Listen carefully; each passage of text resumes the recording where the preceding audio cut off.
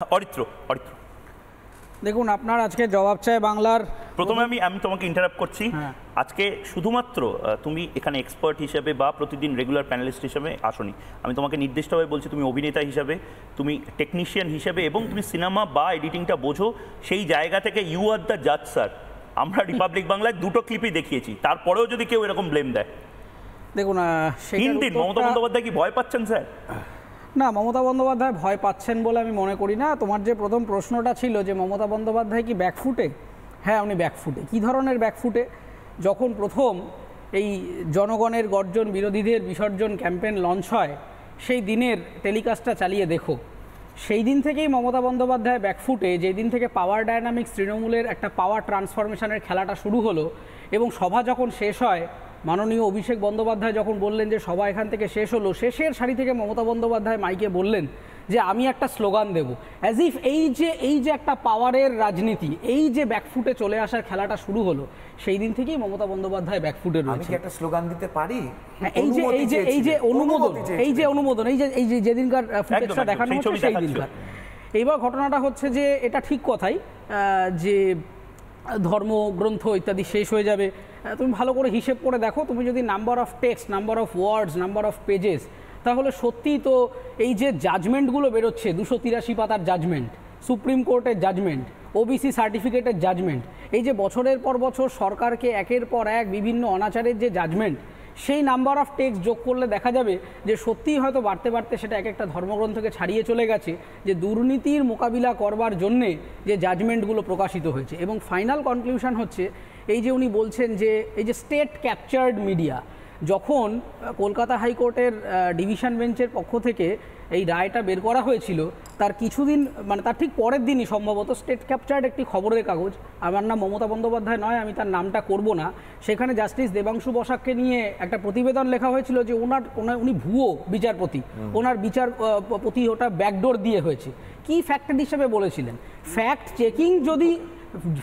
চেকিংটাই যদি এত ইম্পর্ট্যান্ট কথা হয়ে থাকে, তাহলে উনি লেজিসলেটিভ অ্যাসেম্বলিতে দাঁড়িয়ে বলেছিলেন Sheikh Shahjahan has been targeted.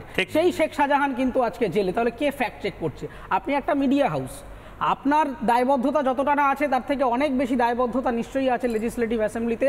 Chief minister যখন ওখানে রয়েছেন, সেখানে দাঁড়িয়ে উনি বলেছিলেন শেখ শাহজাহানকে টার্গেট করা হয়েছে। তারপর আমরা দেখলাম যে সেই শেখ শাহজাহান কিন্তু অ্যারেস্টটা করলো কে? উমা সিএম বললেন কেন? না সিএম বললেন কেন?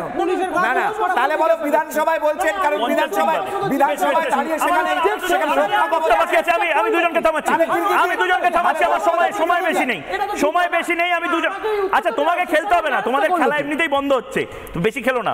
এখন বৃষ্টির মধ্যে কি খেলবে? কিতকিত খেলো। আমি দেবাশিস, চল মহানগরী তো থই থই করছে গোটা কলকাতা। আমি দেবাশিস দেবাশিস দা এই মুহূর্তে মমতা বন্দ্যোপাধ্যায়ের বোধহয় কিছু একটা ব্যাকফুটে যাওয়ার মতন জায়গা তৈরি হচ্ছে। কারণ মমতা বন্দ্যোপাধ্যায় এই কথাগুলো বলবেন কেন? আরে ক্লিপ আছে, গোটা এডিটেড আনএডিটেড সব ফুটেজ দেখিয়ে দিচ্ছি। তারপরে উনি বলেছেন তো এই কথাগুলো, এই সাডেন ডিনায়ালটা কেন হঠাৎ করে প্রত্যেক ক্ষেত্রে? আমি ময়ূক কিন্তু ওনাকে সমর্থন করব। উনি তো সত্যিই ঠিক বলছেন যে তোমরা তো অর্ধসত্য বলছো বা পুরো সত্যটা বলছো না, মানে অর্ধেক বলছো না। বলে না উজ্জ কথা গুজ্জ আছে, মানে তোমরা বলছো যে চাকরি চুরি হয়েছে, ছেলেরা চাকরি পাচ্ছে না, কিন্তু তোমরা একবারও বলছো না যে একটা গোটা প্রজন্মকে এই ভদ্রমহিলা শেষ করে দিয়েছে, এই তৃণমূল কংগ্রেস শেষ করে দিয়েছে, একটা জেনোসাইড তৈরি করেছে। তোমরা বলছো যে ওনারা সনাতন ধর্মী সন্ন্যাসীদের অ্যাটাক করছেন, রামকৃষ্ণ মিশনকে অ্যাটাক করছেন ইত্যাদি ইত্যাদি, কিন্তু কখনো বলছো না যে উনি পোলারাইজেশন করছেন। উনি একদিকে হিন্দু ভোট কনসলিডেট করছেন, একদিকে মুসলিম ভোট কনসলিডেট করছে। আজকে রেমাল নিয়ে আমরা কথা বলছিলাম, আজকে রেমালের কথায় আমরা বলছি এত দিকে সাইক্লোন হয়েছে, এত মানুষের ক্ষতি হয়েছে, এত জিনিস ধ্বংস হয়ে গেছে। আমরা কোথায় বলছি যে এই যে বাঁধগুলো ওনারা বানিয়েছেন, যে মাটির বাঁধ, সেগুলো সংস্কার কেন হয়নি এতদিন ধরে? ওই টাকাগুলো পঞ্চায়েতের লোকেরা খেয়ে ফেলেছে, সেগুলো কি হলো মানুষের টাকা? আমরা এই যে একটু আগে রাজস্বী এটা বলছিল যে পুরো কলকাতা জুড়ে কি অবস্থা, এরকম কলকাতা কখন দেখেছিল এই অবস্থা? ভালো করে ভেবে দেখো, মানে যে রাস্তাগুলোকে স্কার্বিং করে তারপর পিচ করার কথা, সেগুলো ওনারা কি করেছেন? যেখানে যখন পেরেছেন কোনো লেভেলিং নেই, কিছু নেই, মানে কোনো রকমের জলধাবু দিয়ে পিচ করে গেছেন। আজকে যেখানে সেখানে জল জমে যাচ্ছে।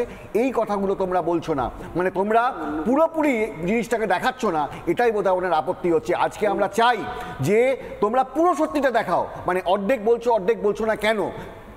ওনাকে কি তোমরা সাপোর্ট করছো? আমি তো উল্টোভাবে বলবো যে যদি সাপোর্ট না করো তাহলে উনি যেটা করেছেন পশ্চিমবঙ্গের সাথে, যদি আজকে রামায়ণ, পুরাণ, কোরআন, বাইবেলের কথা উনি বলেন, এগুলো পড়লে মানুষের জ্ঞানার্জন হয়, আর উনি যেটা করে গেছেন তাতে মানুষের গায়ে দগদগে ঘা হয়ে গেছে, পশ্চিমবঙ্গ দগদগে ঘা হয়ে গেছে, সেটা কি করে যাবে? ঠিক, নির্মলদা কিছু বলতে চাইছেন, 10 সেকেন্ড ছোট করে। আমার যেটা ময়ূক মনে হচ্ছে অ্যাপারেন্টলি সেটা হচ্ছে ধর্মগ্রন্থগুলোর নাম উনি বললেন কেন? ঠিক, এত তো গেজেট বলতে পারতেন। হ্যাঁ, এত কিছু থাকতে ধর্মগ্রন্থ কেন?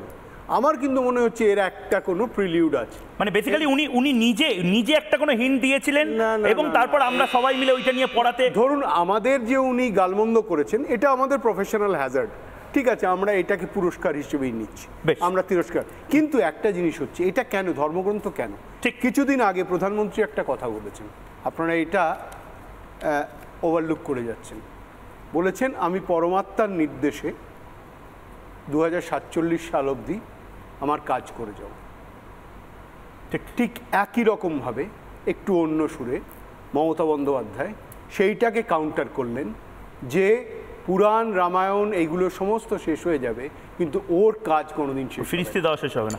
মানসবাবু সত্যিই তো ঠিক, মানে চারটে জিনিস, কখনো রামকৃষ্ণ মিশনকে আক্রমণ, কখনো ভারত সেবাশ্রম সংঘকে আক্রমণ, কখনো নিজের উন্নয়নের কথা এমনভাবে বলা যে ধর্মগ্রন্থগুলো শেষ হয়ে যাবে কিন্তু ওনার ফিরিস্তি দেওয়া শেষ হবে না, এবং এই রাজন্যাদেরকে ব্যবহার করা এমন একটা অ্যাম্বিয়েন্স তৈরি করতে যেখানে দেবের অংশ, আল্লাহর অংশ, জিসাসের অংশ, মানে আসলে ধর্মকে তো টেনে আনছেন মমতা বন্দ্যোপাধ্যায়, সেটা দেখালে আমরা খারাপ হয়ে যাচ্ছি। আমরা যখন লেখালেখি শুরু করেছিলাম তখন আমার এক মাস্টারমশাই আমাকে বলেছিলেন যে মানুষ ততদিন লেখালেখি করবে, ততদিন সাংবাদিকতা করবে যতদিন তোমার কলম থেকে কালি বেরোবে, তেল বেরোবে না। সাংবাদিকের কলম থেকে কালি বেরোবে, তেল বেরোবে না। আজকে রিপাবলিকের কলম থেকে কালি বেরোচ্ছে, তেল বেরোচ্ছে না, সেটা যে কোনো শাসকের পক্ষে গাত্রদাহের কারণ বুমগুলো তেল মারার ব্রাশ নয়, ওগুলো জনগণের কথা বলার বোম, অস্ত্র। এটা যে কোনো শাসকের পক্ষেই বেদনাদায়ক যে সাংবাদিকের কলম থেকে যখন কালি বেরোয়, তেল বেরোয় না, তখন সেটা যন্ত্রণার হয়ে ওঠে। সেই যন্ত্রণার প্রকাশ দেখছি আমরা, এবং এটা প্রথম দেখছি না, এর আগে বারে বারে হয়েছে। একেবারে 1782 সালে বেঙ্গল গেজেট নিষিদ্ধ থেকে এখনো পর্যন্ত এটা চলছে, এটাই দুঃখজনক। কিন্তু আমার প্রত্যাশা রিপাবলিকের বুম যেন অস্ত্র হয়ে ওঠে, ওটা যেন তেল দেবার ব্রাশ না হয়।